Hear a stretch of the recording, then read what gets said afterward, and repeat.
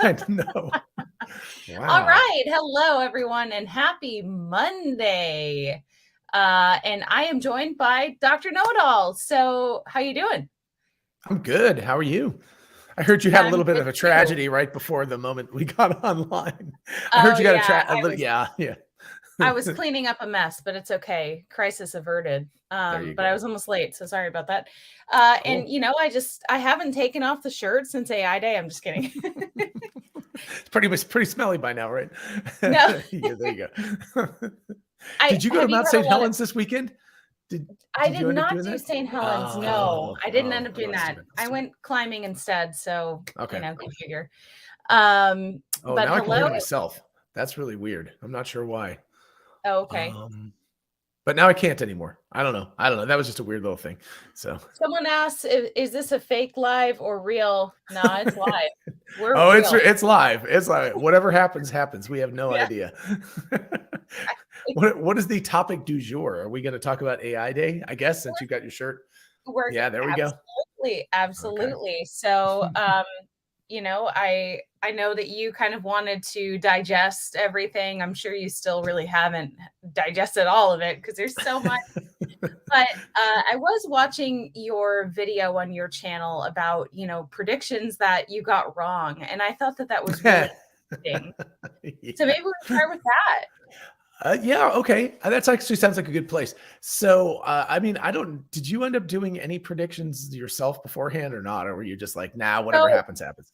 I interviewed Chuck Cook like 2 hours before, and I asked for his predictions, and he was like, "Safe bet for sure, we're gonna learn about Hardware 4." So I think you guys both had that same idea, and I almost posted it, but basically all of his predictions were wrong.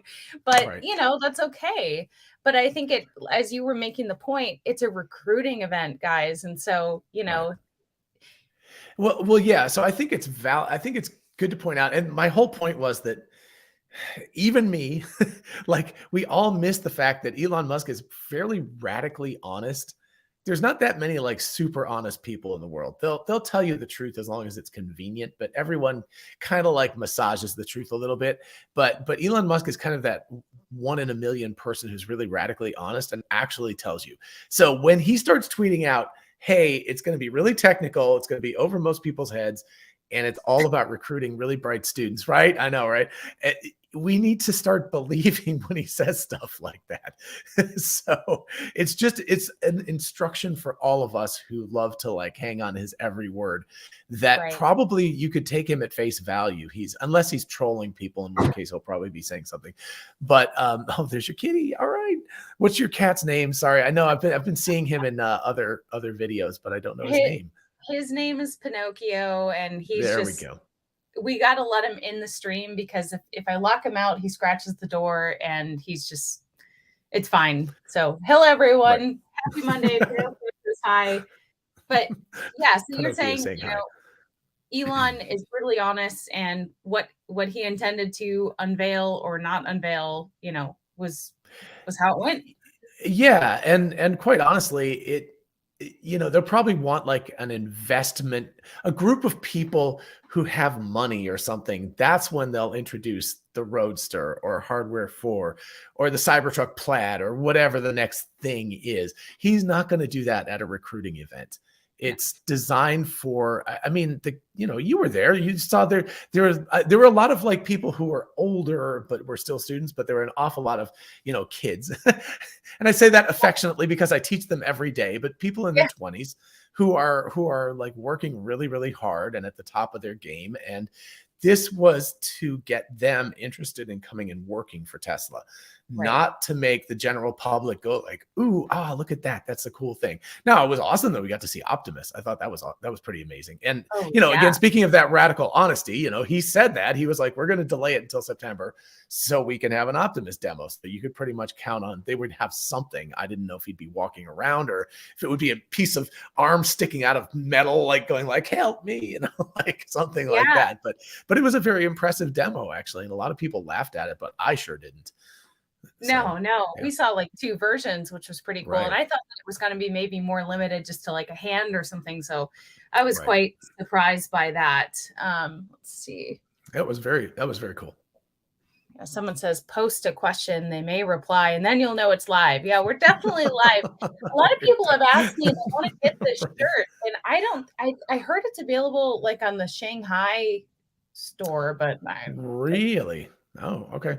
I allegedly. kind of thought that they made those things generally exclusive. What happened was like I got one of the ones that has the Dojo computer on it, which was last year's. So that one they sort of re-released at the AI Day. So maybe they'll, but anyway, I think they try to make them relatively exclusive for a while. And of course, we missed the black ones. I really wanted the ones with the black with the hands, but that was, of Yeah, course, the workers. All the Tesla employees got that one, so we couldn't yes. get our hands on that one, But hey, we got these for free, which was also really cool. I which was was very prepared nice. to totally buy Right. one at Yeah, at the in the investor day, I spent a lot of money on same. stuff. Yeah, I know. So, I was trying in to think fact, of some which of it's one. over. Whoops, wait, we're over there someplace. There's pieces of it there that I spent money on. So, I'm excited because I have a replacement Tesla bot on the way, that little 3D printed bot. So, because I gave it to Elon. yeah, So, I watched you give it to him. I was like, all right, that's the way to go. Give him a Tesla bot. and then I do want to make clear to people, like John and I both tried to ask questions and we were both shut down. So, Yeah, it turns out that yellow tag or whatever was not the right color for that event. yeah. So So, we had wristbands, and because ours weren't, didn't indicate that we were students, or which is fine. That's what the yeah, event is for. Okay, we have a right. question. Yay. Rolf wants to Okay. know, what do you think about making Tesla bots outdoor accessible as transforming into scooter, Segway, pulley luggage, etc.? Interesting question. So, well, I mean, outdoor accessible mostly means weather protection. I assume that's what you mean, so that it could go out in the dust and the rain and everything. And certainly, I mean, if anybody has experience doing that, that would be Tesla, because they make cars and they have to be weather accessible. So uh, I imagine that the first several prototypes and versions are not, it's like I remember like the Apple, this is my Apple Watch, but anyway, like the original series of Apple Watch had like zero water resistance and stuff. They were like, well, we'll make it and we'll see how it works. And now it's like you can go scuba diving with it and stuff. So maybe eventually we'll have a scuba bot, which would be pretty darn cool. You could if you can't find a partner to go scuba diving with you, you can take your Tesla bot and it'll scuba dive with you and it'll like make sure that you're okay. Oh my Carry a gosh. spare oxygen cylinder with it. So I guess my answer would be, over time, we'll probably see more and more weatherproofing on the Tesla bot as it gets out. I I really think we're going to see something quite highly functional by a year from now, but I don't think we're going to be able to buy it for a while. Like Yeah, Tesla's going to use it themselves for a long time before they sell it to us. right, which is smart. Yeah. But you think I don't maybe know. that 3 to 5 year mark that Elon teased isn't so crazy? I mean, look at what they've been No. able to put together in such a short Yeah. time. Well, you've had Scott Walter on your channel before, and he said in this case, and I can't, I'm stealing this from him, but I think it's really good. He said in this case, prototypes are hard and mass production is easy. And I Yeah. think he might be right. And I was just watching Dave Lee and James Dalma talking like this morning as I was commuting back and forth to work, and they were talking. James was talking about that too. He said that he doesn't think the manufacture of it is going to be particularly difficult in this case. It's all about the software.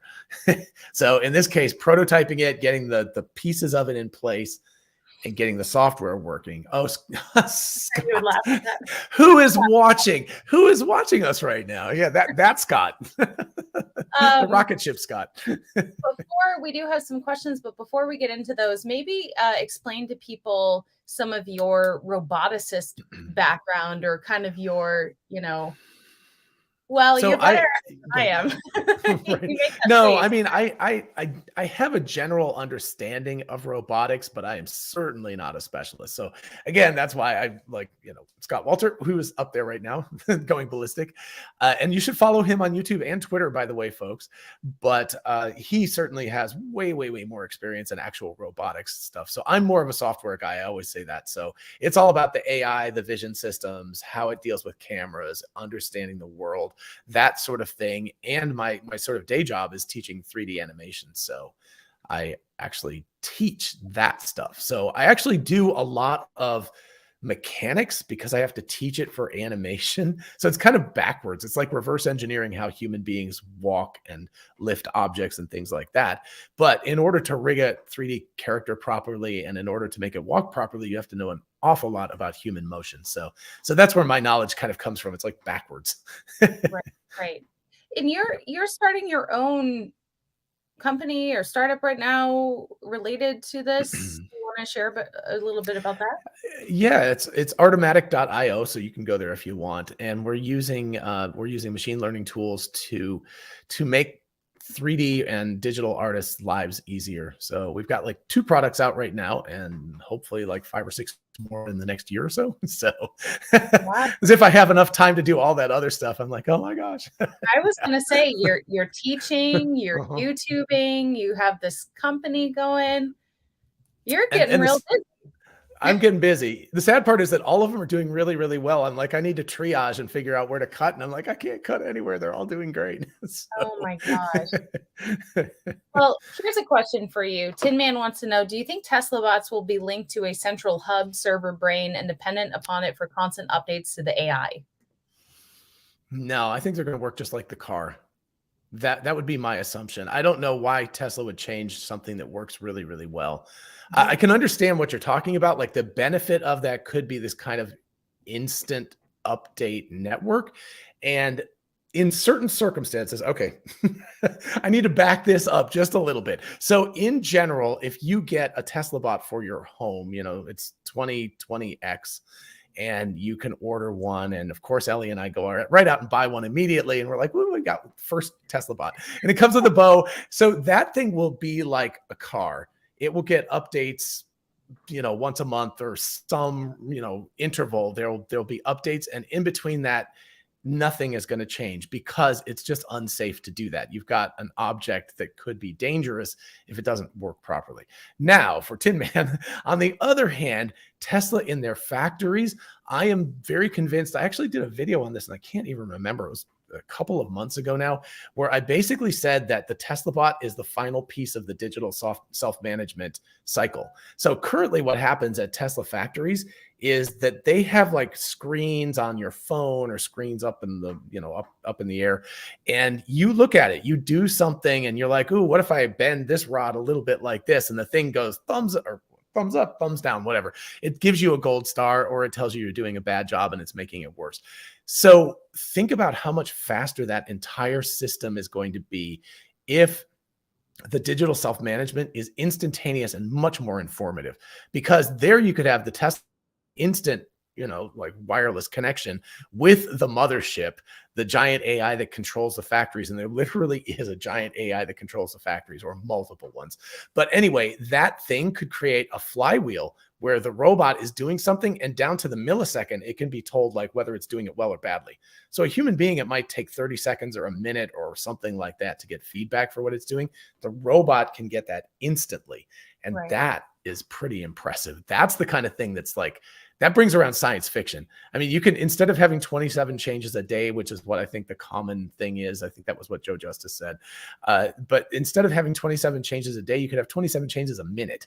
Like it could literally be changing things on the fly all the time instantaneously. It's kind of like a little bit difficult to even wrap your head around, but it could be down to that sort of level. This is an interesting idea. Special Trey wants to know, will the production robot have wheels? I mean,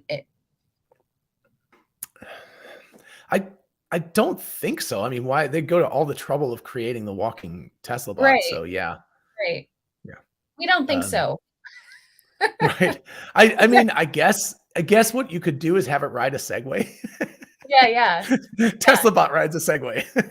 I mean, isn't that the whole point of, teaching it to walk? It's already on its way. I just don't, what is that, to Right. make it faster with the wheels or I guess it could allow, yeah, it probably would make it more efficient, but why not just drive a Segway? Like, right, if it has to go around a factory quickly, it could get on a Segway.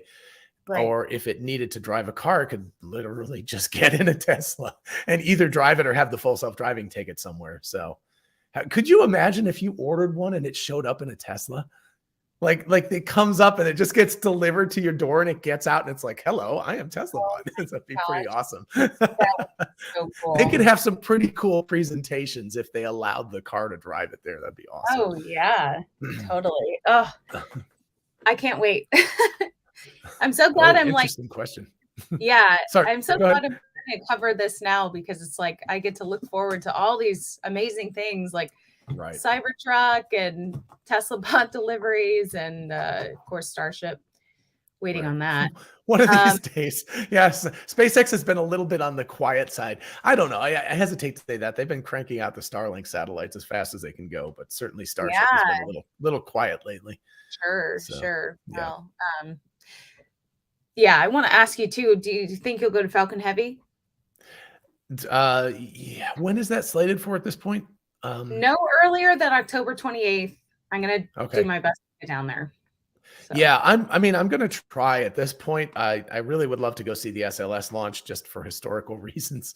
And, Right. I'm hoping actually I'm going down next weekend to TeslaCon in Florida. So anybody who's in Florida, come see it. It's on the Space Coast. So we'll be right there. And I'm hoping that maybe they'll roll the SLS out before that time period, although we're getting down to like 11 days now. So yeah, but anyway, if they do, then I'll at least get to see it on the launch pad. So that'd be cool. Yeah. But for the Falcon Heavy, I definitely want to go. That's the one I really want to see because that's when the two external boosters come back and land. So you get a 2-for-1 show. Right. And I've certainly never seen that. Have you ever seen that? Because they're so rare. No. Okay. Yeah, they really have been.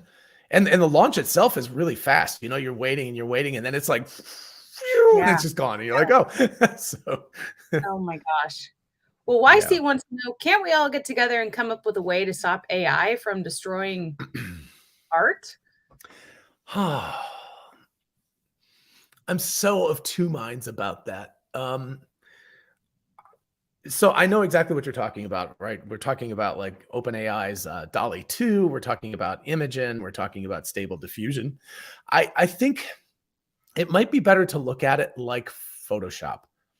And I know it's not anything like Photoshop in terms of the technology, but if you went back to like the early 1990s and you asked artists, they would say, you're going to ruin art with Photoshop. It's going to destroy everything that we've come up with.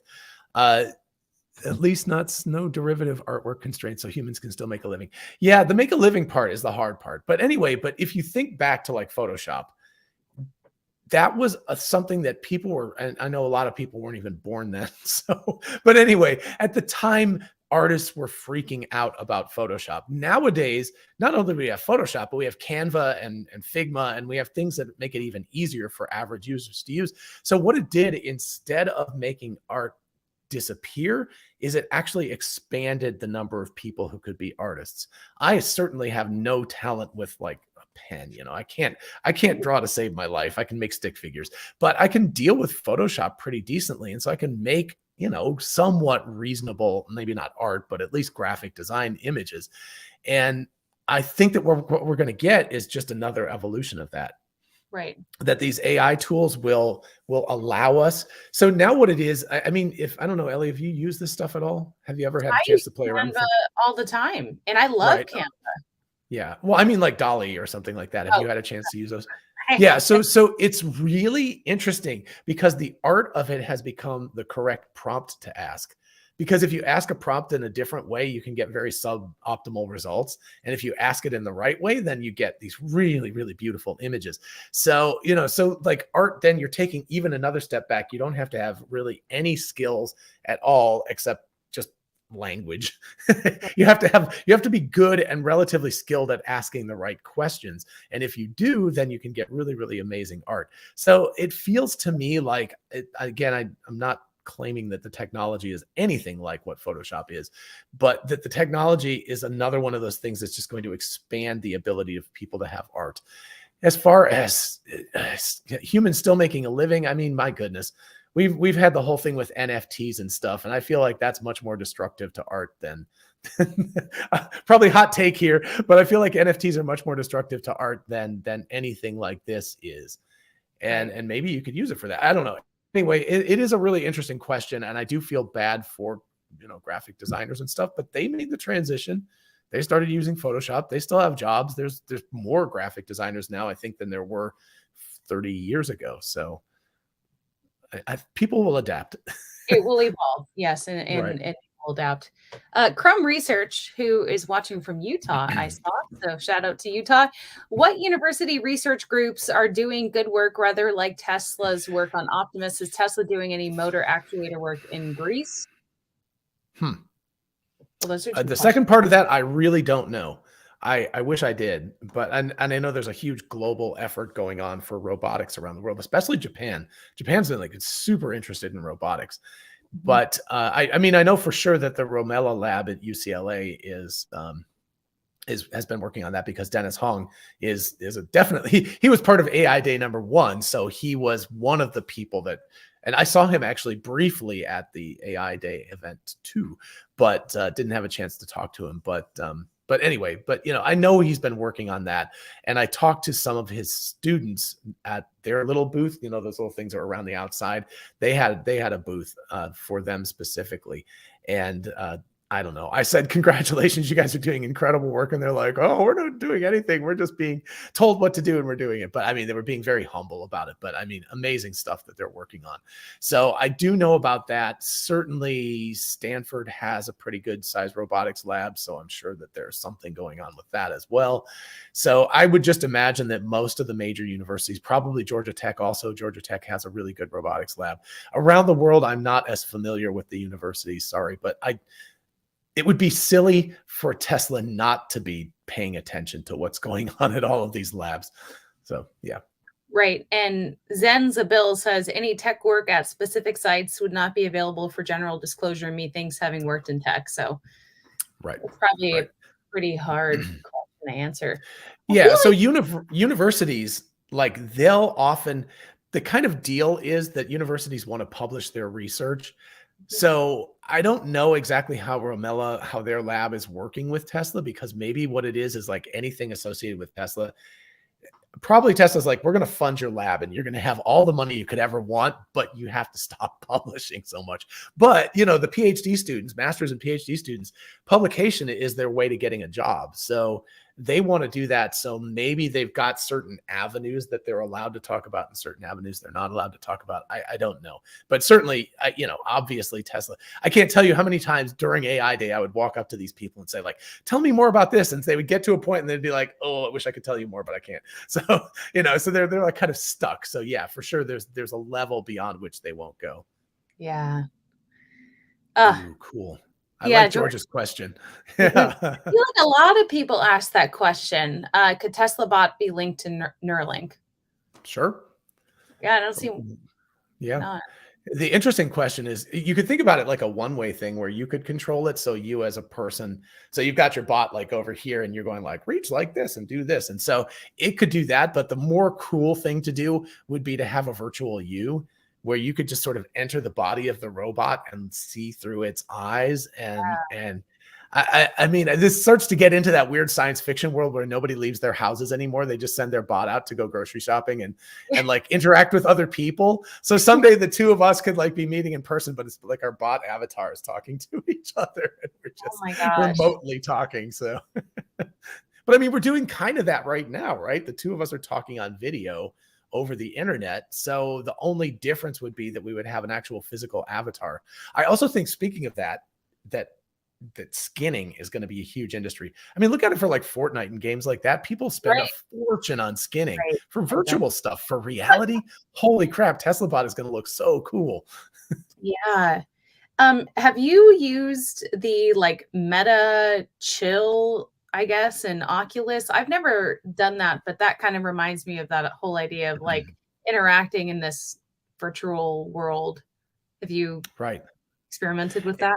And I've played around a lot. I've played around, actually, gosh, the first VR goggles I had were like wired things back in the early 2000s. And, it was like this roller coaster game that some researchers at Clemson were building. And it was very nausea inducing if you moved your head because there was a pretty massive delay. So you'd move your head and then the thing would go, and it would move around after you did. So that kind of like delay would make it very nausea inducing. But certainly things like Oculus, I used one of those just a month or two ago, and those have gotten to be very good now.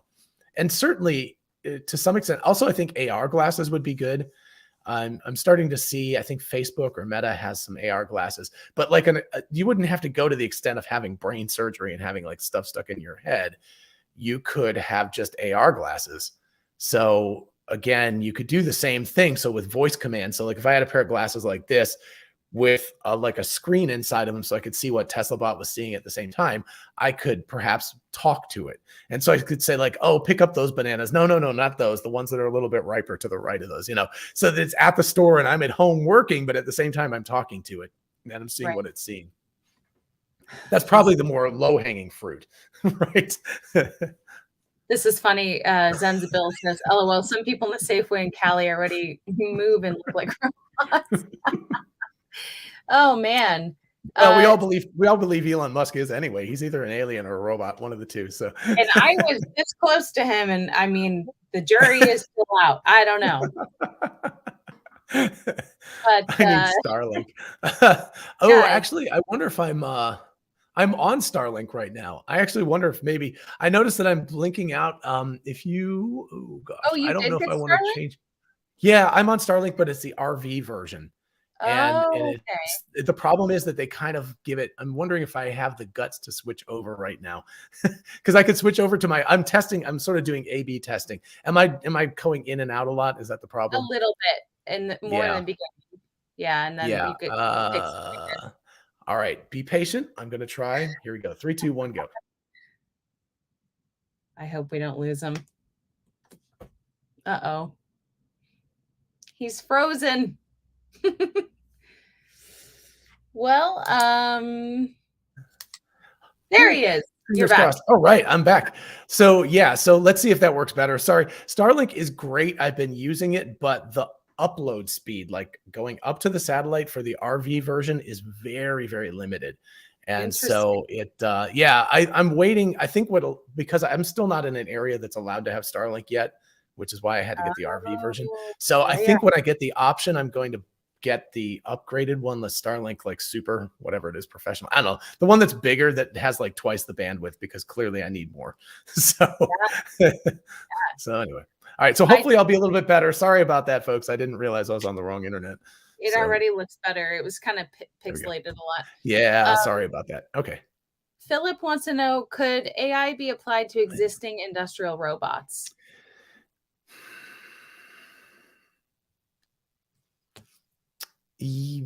Sure. Like I think actually, Scott, if you're watching, you should pay attention to this, because this would be something. Well, I mean, if Tesla would be willing to license their vision system, the software and hardware stack. So those big, orange, red robots that go like that all the time. A vision system, like a sophisticated vision system being added to them, would allow them to be much more robust. Right now, they have to be kind of programmed very, very exactly in terms of what they're doing. Again, this is thing that other people know better than I do, but at least from the outside, that's what I understand, because they're kind of dumb. They're blind. Like if you were blind and deaf and had no, input from the real world, you'd have, like, if people moved the can by 2 inches, you'd miss, right? So all you can do is do the exact same thing over and over again. So yeah, I think the vision system could be massively beneficial to industrial robots. I'm actually wondering if Tesla might be doing that. Like, why not? They've got these robots in their factories. Why not play around with some of them and see if they can add some vision systems? Scott, if you're watching, the Starlink thing, that robot that's up on the multi-level thing that's putting the heat tiles onto the, not Starlink, sorry, SpaceX, that's putting them on the Starship, that would be really it would have a huge benefit if it had a vision system, even a pretty basic vision system added to it. I'm going to invite Scott. Let's see. Scott, if you're watching. If you want to join. If you want to join, some of these questions, I don't know. I feel like maybe. Why not? Phone a friend. Phone the roboticist. That's right. That's what we're on. What was that game that you could phone a friend? Gosh, what was that game? Who Wants to Be a Millionaire? Yeah, Who Wants to Be a Millionaire? So. Who Wants to Be a Millionaire? Oh, man. cool would that be? So, yeah. Okay, so I see you've got 117 comments. Good for you for being able to select the right ones. yeah, I love this StreamYard. You were saying you've never I used it. know. I've got to try it out. I have not tried it. It looks like it's really, really convenient for doing this kind of Yeah. stuff. I just love being able to like showcase so that we can all read the comments if, you know. Yeah. So Robert wants to know, will Teslabot speed up factory production line? So first of all, great beard. That's awesome. Look at this picture. Isn't that awesome? He's got like this big beard. I think so. That's what I was talking about earlier about the digital self-management, sort of closing the loop in that, so that it's able to get feedback instead of minutes or seconds. It's able to get feedback on a sub-second basis. So it can be making adjustments much more quickly than a human can. Plus the fact, I mean, just the basic thing, like we're humans. We have to go to the bathroom. We have to eat. We're wusses. And so like every hour or two, we want to break for a few minutes, like, so, humans, even if we're working a 10-hour day, let's say our productive time is like 7.5 or 8 hours or something. So if a robot's working a 10-hour shift, a robot's working a 10-hour shift. Unless its battery dies, it's going to keep on going. So certainly it'll be more productive in that sense. Do you know how many times I wish that I didn't have to sleep? I would be so much more productive. Right. Yeah. And that's the other part too, is that we have to sleep so we can only work like a 10-hour shift. Yeah. I have a friend, I have a good friend of mine is a doctor, and he pulls he's not a resident anymore. He's a regular doctor, but because of his anesthesia group, I think every third weekend he has to pull a 24-hour shift on a Saturday or something. And he'll come in the next day. I'll see him climbing because he's a buddy of mine climbing, and he's just like, and I'm always like, oh, you just pulled a 24-hour shift. And I'm like, do you really want this person? And I'm not saying anything bad about him. Hey, Scott, I'm not saying anything bad about him, but I'm saying like at the end of 24 hours, a human being is not going to be in an ideal situation to do surgery or something. They're going to be tired. So yeah, so it's problematic. Scott is here. We have Scott in the house. my ears were burning, Someone was talking about it. You were probably thinking to yourself, gosh, these guys are such idiots. They're not getting it right. I need to come on and correct them. No. You're doing fine. You're doing fine. Don't worry. That was great. Hi, Elise. Good to see you again. John, it's also the same. We got more robot power in the house. So let's ask question from Brent. Is anyone else doing anything like Optimus? Who is Tesla's competition? Well, we saw Giant AI is doing something. Obviously, Boston Dynamics is doing something. The Google bot. There's so many different niche applications that are going out there. Is it Huawei that's making the one in China? Yeah. There's a couple, and of course, the Osmo project looks like that stopped about a year ago. So they're not moving ahead despite maybe almost more than 30 years of development. But like Boston Dynamics, can we actually call that competition to Optimus? I feel like they're not really. I wouldn't call it competition, but people that are just operating in the space. Right. It's so big, it's really hard to say who's a competitor to who. They're all trying to solve a particular problem. So the Giant AI solution is only doing the torso up. It's not worrying about the mobility, because they're saying, look, if you look at a lot of factories, the people just sit in the same spot the whole day. There's no need for mobility. All we need is a dexterity of the arms and some sort of vision system. So there'll always be applications like that. And then I think getting back to that question about AI with industrial robots, yeah, absolutely. And I think it's sort of being done because cameras have been attached to industrial robots for a long time. And you have the industrial robot controller that really just knows how to move to different locations. If you give it a Cartesian location space, it will go there and do whatever it has to. And all the vision system does is it corrects what that location is supposed to be based on what it just saw. So the AI is in the camera. it's doing it all there. And in the end of the day, it just produces a new Cartesian location for the robot. So the robot is still kind of dumb, but it's being told where to go and what kind of position to have. So I could see a greater melding of the two together for sure. Well, Scott, what do you think? Bob Outdoors says, I imagine the current factory robots being replaced by the upper half of Teslabot. In Scott's demo, I could see it performing all the steps. Maybe it would have even more arms. Speaking of arms. Yeah. Oh, okay. And which demo of mine was that? Maybe it was like, So many. yeah, feeding the cuckoos at the robot zoo. I assume that might have been what was sort of being thought about. Is in some cases you still need mobility just because that's the way it's set up right now. There are a lot of assembly jobs where yes, you're just reaching around like this, and the others where you actually have to walk a few steps to grab whatever part is that you're bringing in. So it's going to depend upon the kind of application they're trying to take over. And, putting potentially, I think there was one question, the idea of putting wheels on the Teslabot. That'd be more or less like, I'm trying to remember what those, my kids have those shoes that all of a sudden the wheels would pop out. Oh, yeah. Rollies. I think they were called rollies rollies. or something like that. I suppose you could do something like that, or the Heelys, exactly. Heelys. Yeah, there we go. Yeah. Maybe you have something like that, but it probably just complicates all the motion. And once you really have the walking motion down, it's probably going to be good enough for a lot of applications. And the thing I wonder is like, why not just have it ride a bike? That's the one I want to see. Is it ride a bike? Because they do ride bikes through factories all the time.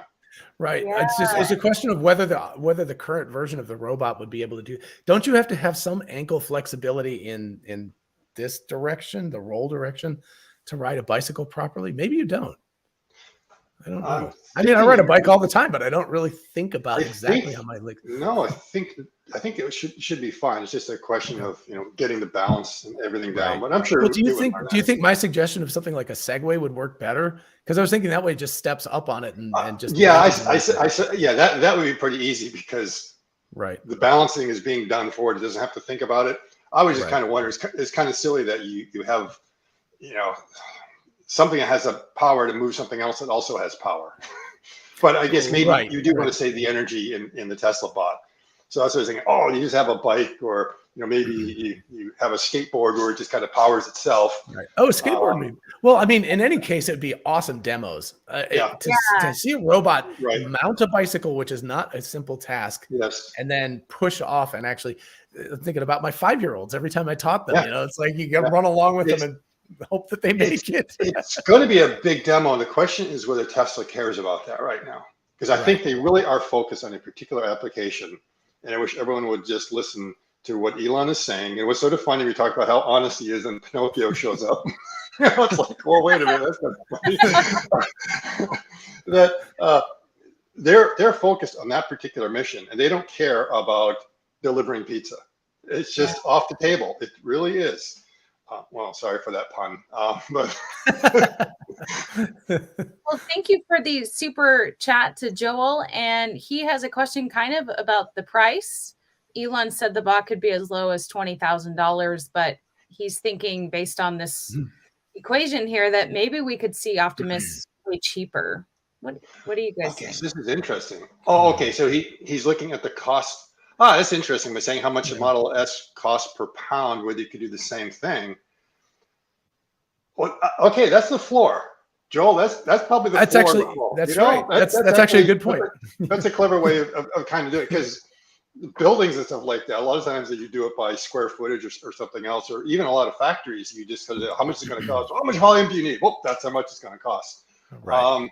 And in many ways, let's see, it's not as complex as putting together a car. That was sort of the point that a lot of people were making, that I think James Damo was making that on Dave Lee's podcast this week, that it's not as complex, and that's why it will be easier to manufacture.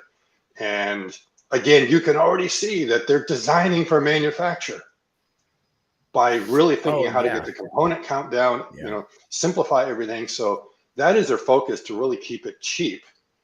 And the thing is, it's probably worth more than that, way more than that. Right. But the assembly cost, I think, definitely they could do for $20K. Yeah. So Joel, I'm assuming that what you're talking about is the sale price of the S Plaid, not the manufacturer price. But that's an interesting way to think about it, because it's like, okay, if it's $28 a pound, or what would that be about? I don't know. Anyway, double that and add 0.2, so something around $65, $70 a kilo for those who are working in metric. But anyway, because what you're saying, I think, is not just the cost of manufacture, but the cost to sell. Now, the problem is that software weighs 0 pounds, and it still is. I mean, that's to some extent that is at least half of the pie that they're talking about, and they obviously can't sell that at 0 profit. So, if we think about the $4,100, like Scott said, as the floor, and then you kind of double that to add in the software, and then maybe add another doubling of that. So maybe call it $15,000 instead, to not a doubling, but another third. So call it $15,000 as a reasonable amount to build it, and then another $5,000 to $10,000 for profit. Yeah. Yeah. I mean, one other point on that is he's using an EV. If you use like an ICE vehicle, your price per pound would probably double or something like that, right? Because an ICE vehicle is much lighter. So they cost about the same, but they're much lighter. So the price per pound would go up a bit. Yeah. So yeah. Well, and then the price per pound of a Toyota Camry is going to be quite different than the price per pound of a Lamborghini, even though they weigh somewhat like the same amount. Somewhat alike. So, so that gives you the ceiling and the floor. Right. But that is an interesting way of thinking about it, for sure. Yeah. What do you think about this question from Carl? He says, why isn't the Optimus being charged through their feet through induction, avoiding the need for big batteries? Man, Scott and I have talked about that at length. Not induction, but charging through the feet, like having it, plugs in the bottom. Well, we don't believe that how it's charging, right? We don't have that answer. The only clue that we found, I think we were doing that was the day we were doing it with Gary, that there is like some sort of Ethernet port on the back of Bumble C. I have no idea about the AI2 robot, but it could be power over Ethernet or something like that. Or just look like an Ethernet port. Well, that's pretty limited because power over Ethernet is 70 watts. Yeah, so I don't think that was the one. Except I think Tesla has or SpaceX has their own version. Because the high performance has 150 watts power over Ethernet, and that's not even in the standard. So they kind of came up with their own. So what would the charge time be? And I think the question is like, is it charging through the feet or actually getting the power through the feet? Because if you did that, you wouldn't need a very big battery. Right. The big thing for me is inductive charging is, I don't know. I mean, I've got that and I use it. I literally do it every night on my phone, but when you pick up the phone, it's hot and the charging pad is hot. And it's losing a ton of energy through heat. Which is why I prefer to plug in, even in the Model Y, that there is the port to go and use a USB-C. The other kind of reason that we talked about why not on the feet is that you have to run a cable down there. Right. And it's just fewer parts. So just plug it in somewhere else, let it run. It wants to be autonomous. And then you'd have to have all these inductive plates all over the place. And there's only certain places you would be able to operate. So I'm personally still holding out hope for the open butthole. Because we've already got it on our Teslas, and I'm imagining, those like cartoons where they have the kids with like the pajamas that have the buttons on the back, and I just imagine this little flap opening up. It sits down. I'll let you all imagine that to yourselves. So. The other thing is a standard charging port we know how to do. That's very easy. When you start adding in this complexity, that's just like one more thing that can go wrong. And if that's something that's going wrong, and you don't realize it, you're wasting time. So their whole idea is just eliminate all the parts that aren't needed and just stay focused on what are the basics. I have to think that, if and when they release it for the home, they'll probably have a 250 option if you want, but the built-in thing is probably just going to look like a socket in your house. You just go, you have an extension cord and you just plug it in and it just charges on a 120. 2.3, I don't think you would need to go. And it's overnight, easy overnight. Easily overnight. The factory might be a little bit different. They decided to boost it, but so they have a 250 torque. Sorry, Ellie, go ahead. I hope that my 2 cents. I hope that we can have a Teslabot open butthole command. That'd be pretty. I know. I mean, we already have it for the car, so it's just gotta happen. I made a TikTok of that with my friend's Plaid Model X, and it has like over 400,000 views. So apparently you find it amusing, I guess. So Elon, if you're listening, please make that a thing. Yes. Just imagining it like reaching behind itself and plugging it in. Oh my god. Oh my gosh. That's too much. Yeah. If it doesn't have a camera back there, I think it's going to plug in the front. I think it's maybe gonna when plug Tom in the Brady front. did that, they Yeah. were telling us something. They already figured out that, oh, that's where the plug-in point It's gonna starts. be right here because it's close to the battery, but still, it's Yeah. just amusing to think about. The Shard Baby wants to know, could we be allowed to repair Teslabot, and how will Tesla prevent people from tampering or hacking the bots? Oh, Elon's already talked about that one. So the hacking thing, there's going to be a ROM chip in it that is non-overwritable. Basically, it's going to come out of the factory and it's going to have some basic safety elements in it that can't be changed. And I think Scott pointed out in that video we were talking about that there's like a red button on the back of his neck, and that's just like a kill switch. And so probably there will be a physical thing too that will just be like stop. Okay. That sounds like a challenge for some people. Well, I mean, that's the difference between ROMs and PROMs. I think almost all computers have pretty much PROMs in them, or there are probably some that have a ROM in it. Yeah. So the problem is just a programmable read-only memory, which is kind of an oxymoron. The only different ROM is like read-only. You can't do anything. You can only read the data. You can't change it.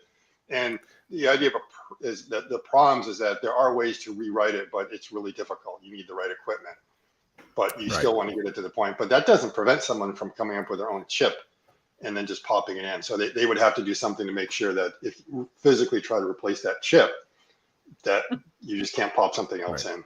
I think I forget who the writer was for the last question, but I understand the intrigue of it, because all of, at least those of us in the hacker community, or those who are in the hacker community, I used to be, but you want to dig into the guts of your computer and change it around and make it different. But a robot's a little different because you can make a berserker by accident or on purpose.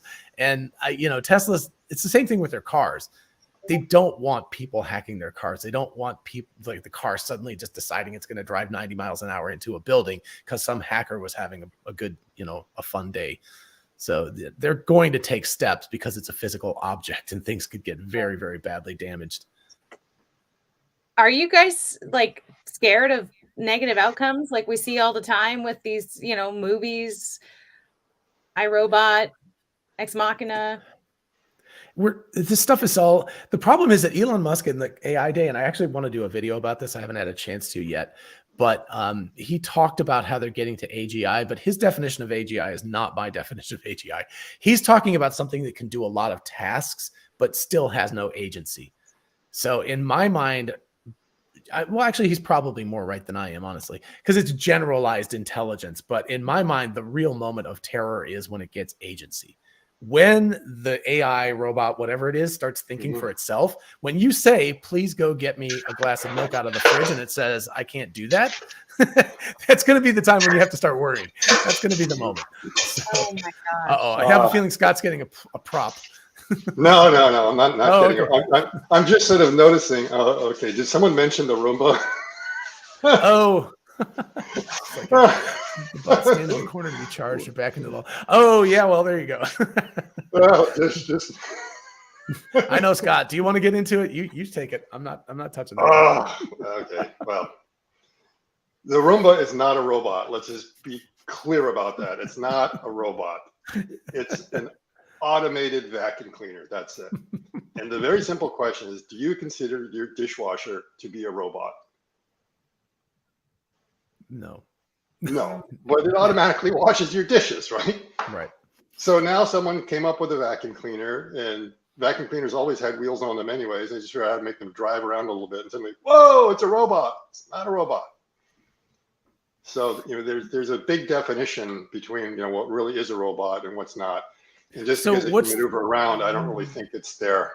So why is an industrial robot in a factory like a Fanuc or something like that? Why is that a robot? Because it can be repurposed to do multiple things, not just spot weld. Yeah, it can be. Yes, exactly. A lot of it is being able to repurpose it, reprogram it to do different tasks.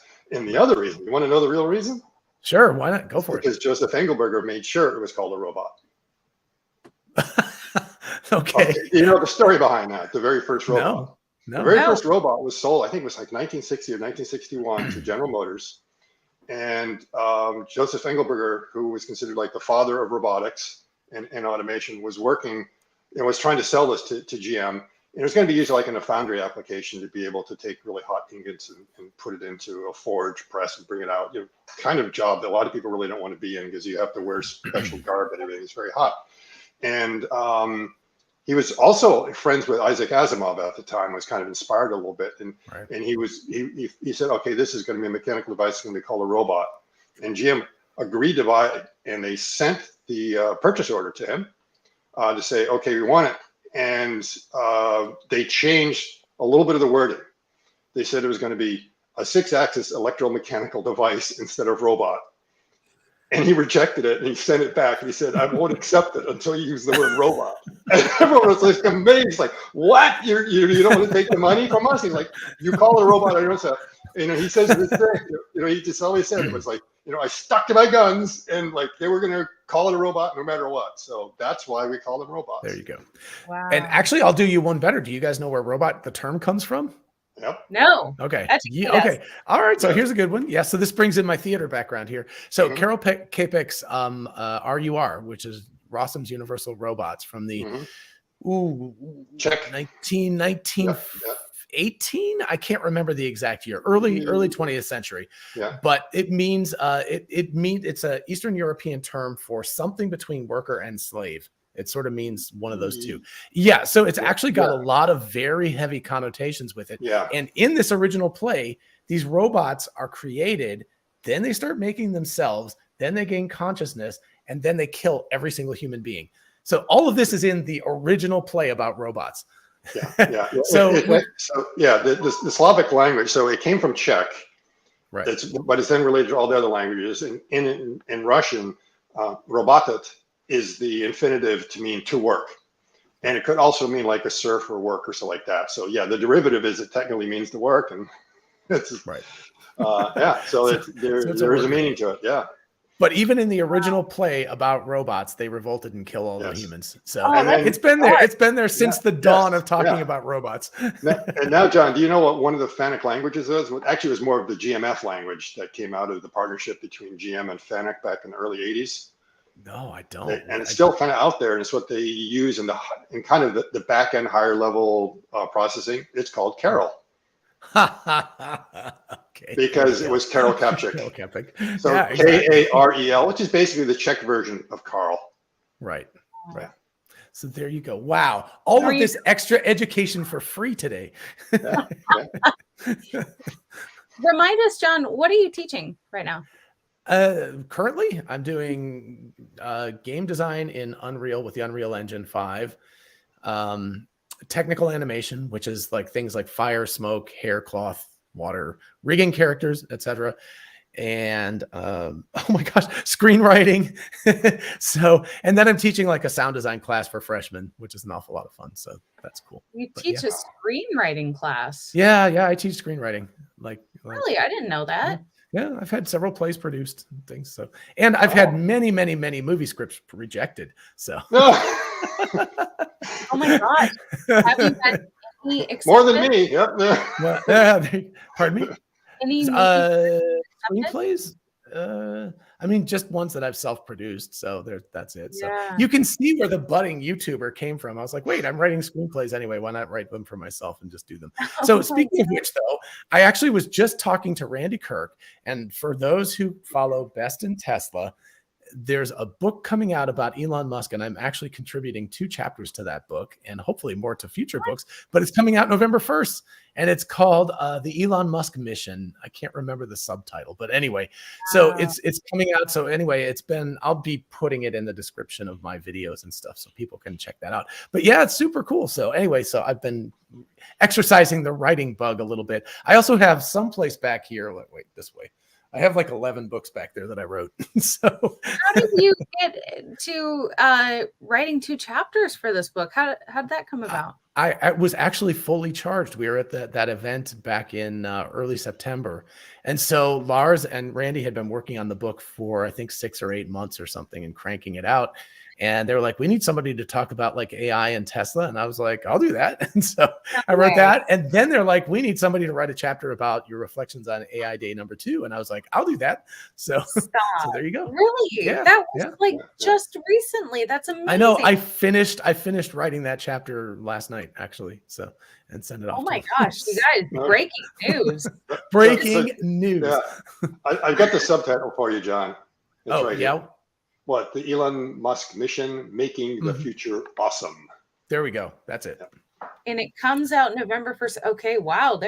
Maybe the 3rd or 4th. It depends on when Amazon approves it and all of that kind of good stuff. But Wow. everybody get pumped because I've been reading it. It's 372 pages long, so I haven't read the whole thing yet, but I've been reading it. It's very, very good. So it's excellent. Wow. It's got interviews in it with people. I mean, it's really awesome. So very That's exciting. amazing. Yeah. Okay, I'm learning so much about you, Dr. Know-it-all. And actually, and just because I'm going to have to go eventually because I'll run out of time, but it's because I have a meeting with Randy. So Okay. So when I have to go, if I have to go, I'll be like, it's because I'm meeting him. So you'll know why. No worries. No worries. Vimmer Geezer, thank you for the super chat. And to repeat, Optimus needs. Oh wait, hold on. I'm reading this without reading it first in my head. That's awesome. Optimus needs so in the night when it has to pee, it doesn't stub its darn toe. Oh man. I have a solution for that. You can actually get like little LEDs in your light switches now that can act as a night light. There we go. I was actually thinking what we humans need is little cameras in our toes. Yeah. Where's the evolution to evolve another set of eyes in our feet so we don't stub our toes all the time? I'm curious. Have you guys watched Black Mirror? Some episodes, yeah. Yes, just a few, but not many. Yeah. So you know that one episode where like they can record their whole life, in these like special contacts or whatever, and they have like everything on record. Do you think that that's like super possible? I think it's weird because we're already doing it, people. We are already doing it. we are doing that, and sometimes we don't realize that we switch modes.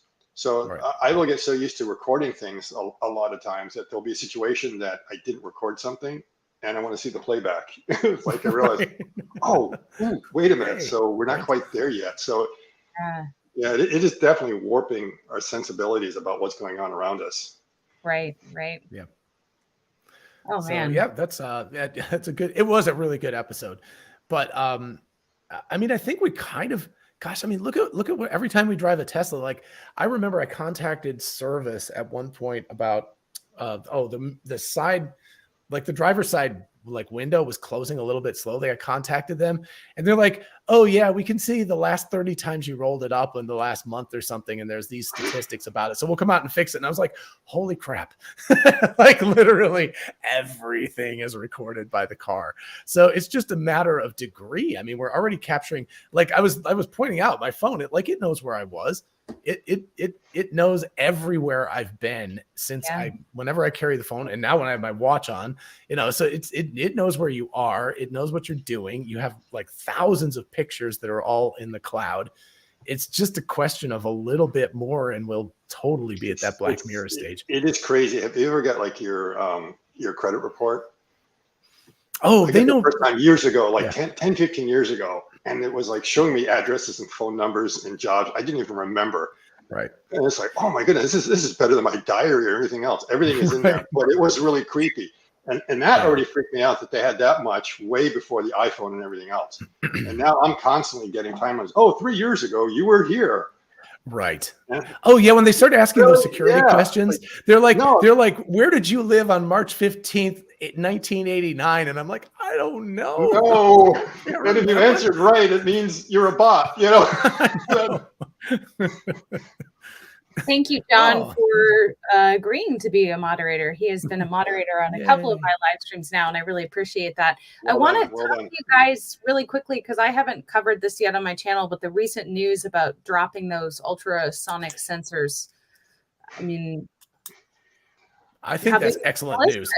Yeah. That's super good. I don't know, Scott, you want to take it first? I mean, from the standpoint of the car or Optimus? Car. Because my take, from the car, I don't see why not, because we already can see where an object is and to do the mental math to figure out how far we can go before we're going to hit it. We have to do that to become a driver anyways. So the ultrasonics is a bit of a crutch. And everyone says, yeah, but the ultrasonics don't cost that much. Like, yeah, they're cheap, but you have no idea how much it costs to actually put them in.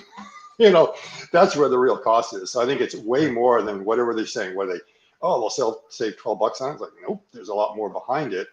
And the only thing I said about that is when the second they dropped it, I said, okay, they're not putting any more sensors in the Optimus hand. Just because I said, okay, they're so confident they don't need additional stuff. Why are we going to put anything else in the Optimus hand other than just the force and position feedback that they already have in the camera? That's it. Yep. Take it away, John. Well, I agree. I mean, the best process is no process. The parts are super cheap. Like, I went and looked retail. I can buy a set of 6 for like $45.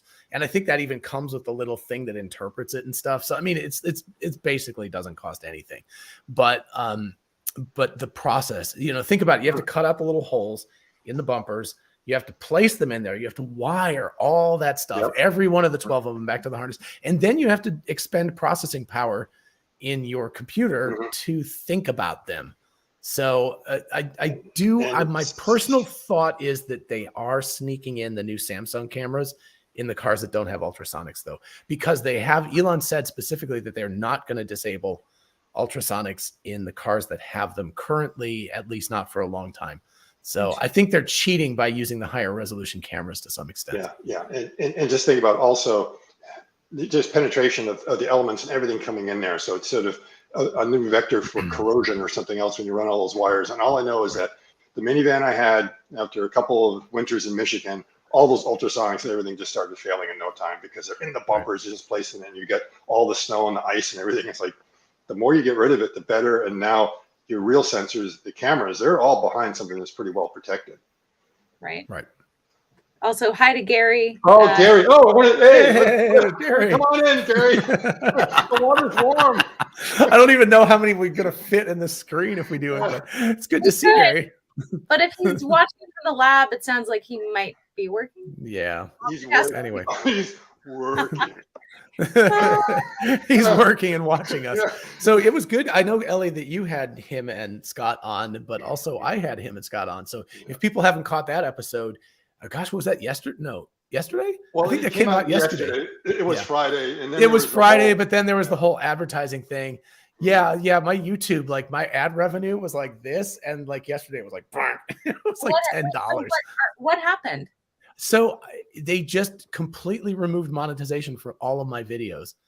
And then no, for all YouTubers, everyone was affected. No, because Ellie didn't have hers. There were some people that didn't. Yeah, some people didn't have it. Oh, because I saw a lot of other people complaining.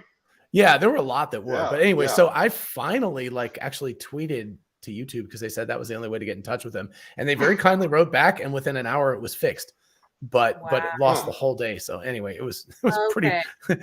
I was like, what's going on? So anyway, it was supposed to come out Saturday, but because of that whole debacle, it came out yesterday. But anyway, it's just hot off the press, and we talk a lot about biomechanics and joints and force curves, all sorts of really geeky stuff. So yeah. We love geeky stuff. Carl wants to know if our iPhones are monitoring our every move. Will Optimus be recording everything we do in our home? Creepy. I mean, we already have what? I don't even want to say. Alexa. I know. I was like, if I say that, it's going to go off. So actually, the fun question is, Alexa, are you listening to me? Let's see if she says something. I'm designed to protect your privacy. She's talking through the so thing, I so you record wouldn't be able to hear. audio So only anyway, after she is your talking device at me, but you detects just a can't wake hear it. word. She's or always the like, action no, I'm button not is listening pushed. to you. On Echo devices, you'll always You know can when hear your it? request is being Yeah, sent that's to the weird. cloud I and couldn't hear recorded it. because a blue light That's indicator funny. will It appear must or be an piped audio in through tone will my sound. anyway. You can learn good. more by visiting Amazon.com/Alexa I privacy. hope she's not still talking. She just answered his question. Did she really? What was it? Well, worrying about privacy. Alexa was saying, "Oh, don't worry about it. I don't listen in the conversations." So, So sorry about that. answer. I didn't realize that you guys could hear that. I thought she was just We could blabbing hear away it, in the but silence. it was a better answer than what you were about to give. There we go. I don't believe it, but Yeah, neither do I. But anyway, I just go ahead. I don't use her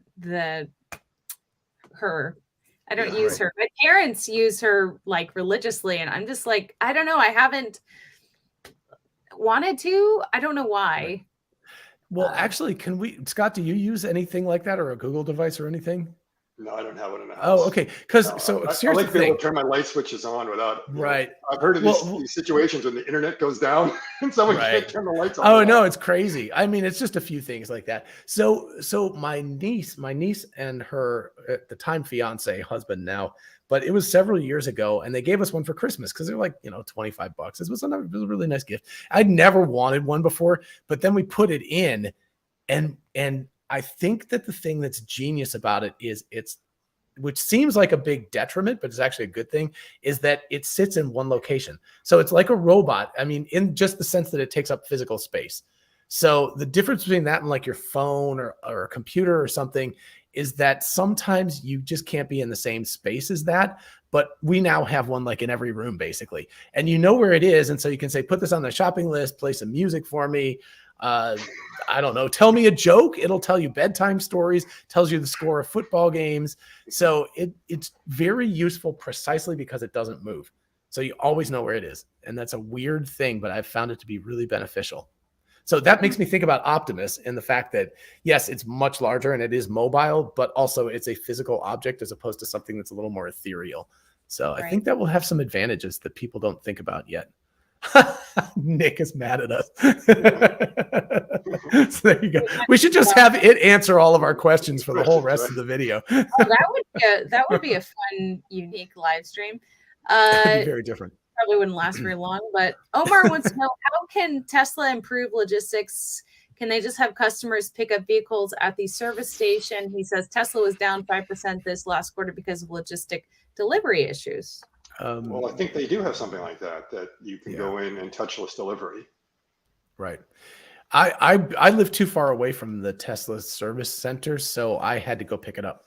But Omar, more to your point, Tesla, what they did was this was the bad quarter where you're going to see this effect. And so everybody thinks they're really down. But basically what they did was every quarter before this, they tried to sell every single vehicle they'd made right at the end.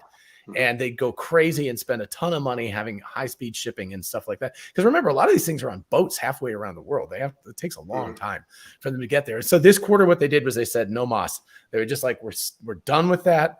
We're going to just keep delivering at a regular pace throughout the quarter. So this quarter, they're down because they have 20,000 vehicles in shipment. But then next quarter, those 20,000 will be sold. So the 20,000 they have in shipment next. So it's all going to kind of back up. Next quarter, if they're down 5%, that's going to be an issue. But one quarter, it shouldn't be anything. And it's actually really wise for Tesla to do this. Yeah. Eventually their deliveries and their production will about equal out, but it won't be because they delivered everything that they produced. It's because what they were able to pick up from the trailing parts of like the 2 or 3 weeks before the end of quarter. Right. But they had to bite the bullet one quarter, and that happens to be this one. Gary does have a question for us. Wait a minute. I think he's wearing a yellow tag. We're not going to answer his questions. Will the Teslabot face panel be used for anything? If so, what do you guys think it could be used for, both near and far term? I hope that we get to see. Oh gosh, what was the name of that car company? It's a little I think it's out of Malaysia, but it was at fully charged, and it had this LED thing on the front of the car and had smiley faces, and it would say "Have a nice day," and like it would blink. So I hope that it has something like that, sort of like an anime type of face, so it can do things like show you happy faces and make you think that it's like enjoying your life and all that. Of course, text. I assume it would print something. So maybe error 25, Windows rebooting or whatever. So my actual question was, why did they even bother to have the faceplate? Yeah, it is. What was it there for? What purpose did it serve, except that maybe to protect it if it fell down? Right. But They sure didn't demo it, did they? They didn't demo it. It was just there, and it was maybe hiding stuff behind there so you couldn't see it. But I was like, okay, what's the purpose of the faceplate? Why do you even have it there if it doesn't do anything? And it's curved, which makes it complicated. It's like like this you could do off the shelf, just a black screen like that's flat, but because it's curved, So it seems like, I don't know. I think they've got something for us for AI Day 3. I think there's going to be something about that faceplate that's going to be really cool that we just don't know about yet. So very good question, actually. Yeah, all it did was it hid where that front-facing camera is, so we couldn't figure out what was going on. I don't think it's hiding anything else, but just that. Right. But I mean, they talked about it having a display on it at the previous one, and they've kept it the same. I mean, it was in the original renders that it would have just exactly that shape. So whatever it is, they've gone to great lengths because it costs a lot of money to make something like that. It's multi-curved, like plastic and glass. That's not cheap. So they didn't just do it for grins. They obviously have a reason for it. And the optics have to be also correct for the camera. So otherwise you're putting something in which is just acting like a filter. And you better just get rid of it, especially for demo purposes. Right. Now, John, I just want to make sure, what time is your meeting? Because I don't want to. I have like, let's say 20 more minutes. I mean, I have a little bit of a soft one, but anyway, yeah. So 20 more minutes. Just wanted to check. Yeah. Thank you.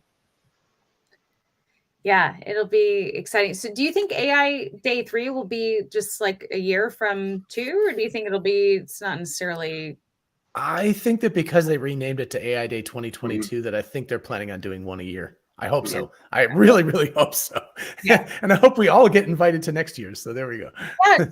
Tell me like how surprised you were, because you got personally invited. I got last minute rules changed, and I just I thought it was a joke. So really? What happened was, so I have my like Dr. Know-It-All email address that is, I get so much spam. It's just like so, and so I don't really check it that often very carefully. And so I hadn't looked, and I guess there was like, they had sent me an invitation like 24 hours earlier, but then a person reached out to me on Twitter direct messaging and said, "Hey, did you get our thing that invited you to AI Day?" And I'm like, that's complete BS. There's no way that this is real. And by the way, he's asked me not to identify him, so that's why I'm not saying names. But anyway, so then I had to go and like look on LinkedIn and look on Tesla's website and go like, is this person for real? And then I was like, oh crap, he is. So at that point, I got very, very excited. So I couldn't quite believe it was real, honestly, when it happened. Did they kind of tell you why they invited you, considering you're not like a student? Like, did they like give you any more context, or? Well, I mean, obviously there were like influencers. I hate that word, but more content creator type people. But he was just specifically like, look, you've done stuff in the area and you try to explain videos. And I think you mentioned specifically that one that I did on Ashok. Sorry, people get mad at me that I've mispronounced his name. But anyway, the one that I'd done recently about his occupancy network video. And so I guess that was enough. There are people at Tesla, which is kind of mind-blowing and very humbling, that actually know who I am and watch some of my videos. So it's a pretty wild little thing that there's like this feedback loop between employees at Tesla and some random dude like me. So it's a little intimidating. I was carrying around the little Teslabot, and I had a couple employees come up to me and they're like, "Oh, we love your channel." And I'm like, oh wow, okay, I must be doing something right. That's good. But also living right. So we got to get Scott invited next year, though, because obviously you're not even a guest anymore. You're basically just our on our channels all the time. So yes, we'll have a whole entourage. It'll be great. There we go. Oh, that's right. Let's have the entourage. All right. All right. So any final questions? Because I don't want to take up too much of your time. And I know that you're even busier than I thought. I didn't know that you were helping write a book. I didn't know you doing all these. That's why I never get to go climbing out in the mountains anymore. Oh my gosh. Somebody please invite me skiing this winter. I want to get to Colorado or California or something, or Switzerland and go skiing. So anyway, so what do we have? I see 334 comments. My goodness. That's pretty good. Oh, Ellie has broken up on us. That's pretty good. Mm-hmm. Yeah, we got, oh no. Oh, that was weird. We're going to have some sort of a group climb. Yes, absolutely. We need to do that. And we've got Scott addicted too now. So that's all right. Just make sure it's not too challenging. Oh my goodness. That's an quite the interesting question. That's a Omar. scary question. That's a scary question. I don't know if I Yeah. want to take that question. Let me just say that I have, through various means, talked to people who do things for the DoD, and they're really interested in the robotic space. So, I mean, I don't know if it'll be Tesla, but somebody's probably going to be doing it. The thing I've never figured out is exactly what is Boston Dynamics' business model. Exactly. I mean, how do you exist as a just purely R&D? You don't produce products, and that's because all their funding comes from DARPA. So that answers your question right there. Right. Yeah. Yeah. John Bay says there is no replacement for. Yeah, I agree. There's no way. There's no way you replace.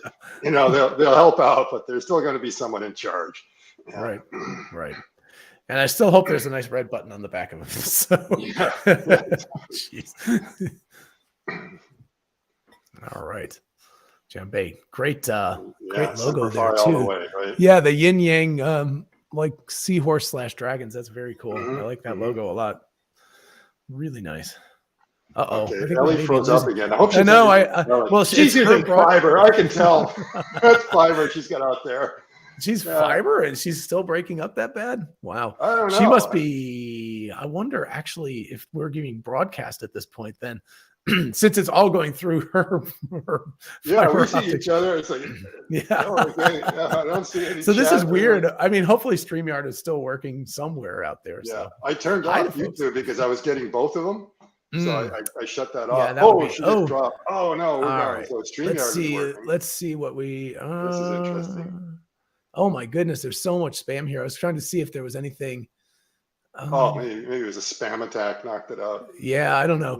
I mean, if we're still being broadcast, I see Scott Gritz had, do you foresee the Teslabot being used initially by consumers or mostly in consumer or industrial environments?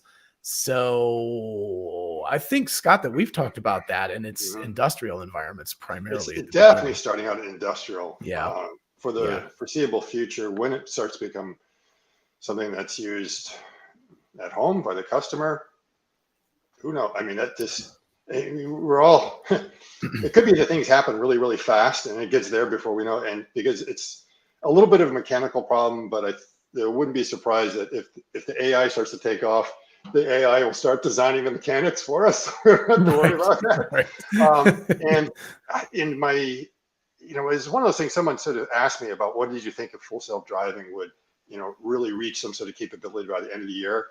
And my reaction was, I don't know if I'll just be like incredibly impressed based on the state of what I know where it is right now, or whether I'll be absolutely scared, gutless, Right. The content of my gut will just empty out, because then that means we don't understand the S-curve.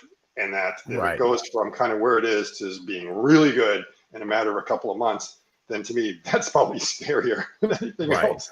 And then and I know what you're talking about, the fact that like we're looking at that exponential growth curve and it could be terrifying for all of that. So Nick, I noticed Nick says as soon as it can do laundry, I'll buy one. And as soon as it can fold and put away clothes, I don't even care about the first part, like throwing it in the wash. That's fine, but the folding and put away clothes. Yeah, I mean, as soon as my Roomba can do anything except just kind of go around and vacuum the floor and do the rest of the stuff that's required in vacuuming, then it's a robotic vacuum cleaner, because the steps in vacuuming a floor is a lot more than just the suction part. It's about getting the socks and everything off the floor, any detritus that's around there, maybe lifting up the furniture, doing the stairs, emptying the dustbin. Now, I know there are some that have the dustbin and stuff like that in there, but doing windowsills, doing a lot of these other things that it just can't. So all the things that I do not enjoy about vacuuming. Ellie's back. Yeah, she's back. We filled space. I was looking at comments while you were gone. All right. And John was excellent. He's like a professional. Oh, I started looking at the comments and picking ones out. You have a lot of spam in your comments. Jeez. It's ridiculous. Sorry, my internet went out, so I had to create a hotspot. Talk about someone who needs. All right, and let me guess. What internet are you using? I'm just using my parents'. Which is fiber of some sort, right? Fiber or copper or something like that? Yeah. It's not Starlink. It's not Starlink. That's what I want everyone to make sure that even though Ellie is like the Starlink girl, she wasn't actually using Starlink. So that's not the reason it went down. No, John, are you on Starlink? Because I am. I was at the beginning, but I switched off because, again, I just want to make a caveat here. I'm using the RV version in an area of the country that Starlink is not like accepted in yet. So I've got 2 strikes against me, and it's not great with upload speeds from here. So yeah, I went to my land-based line. So anyway, I also want to mention that I do have Starlink, but I don't have it set up because I don't typically need it. I would like to change the account. So it was actually my ex-boyfriend. It's his account. So if I want to use it, I'm going to have to log in. There she goes again. Okay, I'll fill in her. Basically, the other problem she's going to have is she was set up somewhere in Washington State. Yes. So she's in a completely different cell. So first, she would have to transfer, and they'd have to say, "Oh, there's room," or they might say, "Coming 2023." So it's not necessarily that easy to move around unless she puts it into RV mode. Right. I'll go ahead and throw out, since she's offline again. St. Miles, thanks for the super chat. Yeah, thank you. I'll thank you for. I've just got the comments running along the line, so I'll go ahead and thank you very much. Apparently, this is like a sign from the universe that we need to wrap up the thing. Right, I guess so. I'm getting picked up my own thing. Right. So Ellie, how about this? We'll do another one sometime soon where you'll come on my channel and we'll talk. So there you go. Yeah, that'll be awesome. All right, cool. Let's do it. All right. Well, thank you everyone for watching. Oh, I have to shout out this super chat. All right. Miles has been on my channel for a long time and received my Starlink disc yesterday. Love it. So congrats. That's huge. That's the big question is, did he already cut the cable? Or is he holding on to it for like a month or 2? It took me one day, and I was like, that's it. Wow. But to this day, they still charge me. They charge me $0 because they don't actually want to drop me as a customer. Interesting. So I haven't dropped mine, but I think, Scott, as soon as I'm allowed to have a Starlink, like a real version, I'll get the more professional heavy duty one, and then I'll cut, because then it'll be working. Yeah. So I do want to go ahead. I do want to point out, John Bay says, kudos to SpaceX for allowing use of Starlink in emergencies. Note, Ellie vid on Racer that made car-mounted Starlink use in Florida. So I interviewed most recently, I actually released, yesterday was Sunday. We released the video yesterday of this off-road racer who last year decided to just ratchet strap a Starlink on his race car and live stream the entire race. And it worked. And then now he's making these mounts and they're being used. He actually just sent some to Ukraine. He told me, like right after I did the interview about going to Florida. So these mounts are really helping, but he's having to like modify, chop the Starlink in half and move the port, like stuff that I would not want to do. But it's a really interesting interview. So check that out if you haven't. That was a great interview. I saw it yesterday and I really, really liked it. And get him on. Yeah, I mean he's a great interview, no doubt about it. Right. You get him on again and again and again. Yeah. Wow. Yeah. Cool. All right. And I've missed that one in all the busyness. So I'll go watch that after I get done with my chat with Randy. It is impressive. I learned a lot about what was going on. Yeah. Very cool. Okay. Yeah. Wow. For the people that watched it, they really enjoyed it. It hasn't gotten a lot of views, but I'm telling you, this guy, just his whole story of how he became a professional racer. Like for the first several years, he sucked. He was made fun of. People are like, it was inspirational. Yeah. Really that's cool. Yeah. Wow. I mean, I was like, this is great. I mean, for anyone that's trying to do something and is frustrated, just listen to him and he will just inspire you. Keep going. You might suck for years. Going. Yeah, but he didn't care. He says, it doesn't matter what people say. I'm enjoying what am I doing, so what do I care? And then eventually he became good. He started winning. And the time is going to pass anyway. So, you just keep, like, it will happen. It just takes time. Oh, here we yes, go. he says, yeah, there you go. The super chat again, and yeah, dropping Whoa, my Spectre internet. That sounds kind of creepy. I know, right? Is that from James Bond or what? getting the runaround with Wow. TV. Okay. Yeah, well, Yeah, at least we I- know now. Wow. Yeah. Wow. All right. That's cool though. Yeah. So anyway, I have had a little bit different experience with the RV, but that's very specifically because they keep telling me they're throttling it down. And I'm not allowed to have Starlink here yet.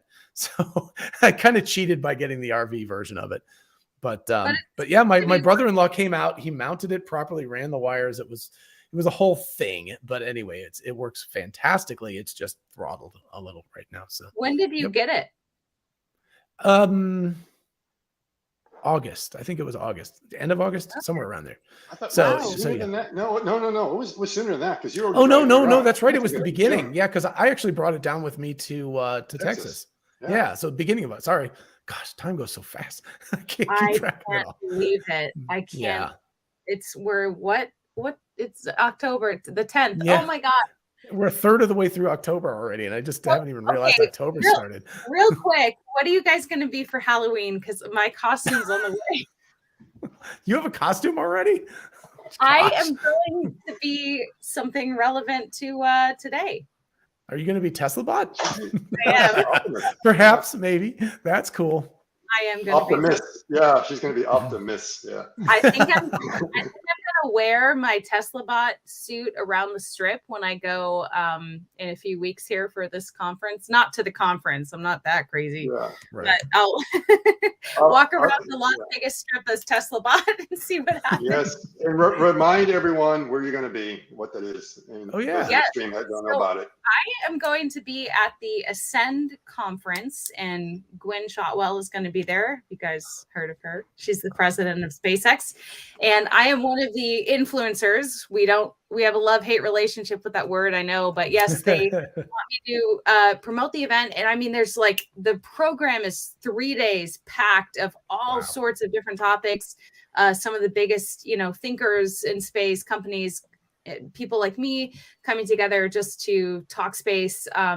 They actually haven't been doing the conference for very long, and they tried to get going during the pandemic, which obviously had challenges, but now they can have in-person stuff. And so I'm really excited. I was looking to go because Scott's friend Anna, who's actually a student, is going to be going. And so I considered going, and then I saw that there was sort of a media coverage option. So I'm really, really excited to cover this event. And I'll be releasing a video with more information about it pretty soon here with a code where you can get a discount if you want to attend either in person, or if you can't make it to Las Vegas, which I'm sure a lot of you cannot, you can do it virtually online. And so it really just, I can't wait. And what are the dates again? Come on, remind us of the dates. 24th through the 26th.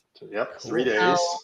And Ascend is basically the Comic-Con of aerospace engineering. Right. So if you're a professional aerospace engineer, that is the conference you go to, or if you want to think of it as SIGGRAPH or something like that. So it's the big conference, which is why Gwen Shotwell is going to be there. Plus a lot of other luminaries, a lot of NASA luminaries will be there and everything else. Super. Yeah. And they wanted Ellie there. They really, I mean, that's cool. That's awesome. I'm not surprised. They realized that you are kind of important, and they so I'll read you. I'll read you some of the titles of some of the sessions. So, for example, accelerating sustainable deep space exploration, asteroids, time capsules and threats, new drivers in space economy, nuclear energy and its future role in space. I mean, those are just four of like. Yeah, I know. That's Anna is definitely going to that one because she wants to work on nuclear propulsion. Right. So I know. Yeah. Hey, by the way, NASA, nuclear propulsion, good thing. Very, very good thing. So, wow, man, maybe next year I'll get myself invited to it because that's awesome. Yeah. So, and also, of course, Scott, you're going to be at the thing at TeslaCon, right, in Florida? Yes. So just before that event, we're going to be there on the 21st and 22nd and 23rd, I think. So, yeah. Yeah. So, Ellie was going to go, but she couldn't fit it into her busy schedule. I know, your busy life that you got here. So. Yeah. Well, here's the thing. If I'm going to this Ascend conference, and then right after, I'm going to be trying to get to Orlando to see Falcon Heavy. So what am I going to do? Orlando, Vegas, or like? You can buy a round trip. You could just go. So there you go. It's a lot. It's cool. But so anyway, to circle back to the very beginning of our talk, I'm definitely going to try to be down there for the Falcon Heavy launch and also for SLS. But so hopefully the three of us can hang out for the Falcon Heavy launch, and I'll be wowed as the two rockets come back again. That's going to be super amazing. Yes. I was supposed to go to the Crew 5 launch, and I got like press credentials to be part of the NASA social. I've been trying to figure out, so I didn't get to go. But that's complicated. But I've been trying to figure out if Falcon Heavy has a similar thing. And because it's U.S. Space Force, I'm not seeing any like area that has, like media coverage, or NASA hasn't even really posted about it on their website. So if anyone knows like any more information about that, or I think all I've heard is we know Matt Cutchell, who took this great photo back here. And he also took some great shots on Saturday. Is it Saturday? Yeah, I think Saturday evening, the full moon. Oh, I mean, that's. You might know. Yeah, I hope. Yeah, I already asked him. I said, "What are the probability of Falcon Heavy going?" He's like, "It's going."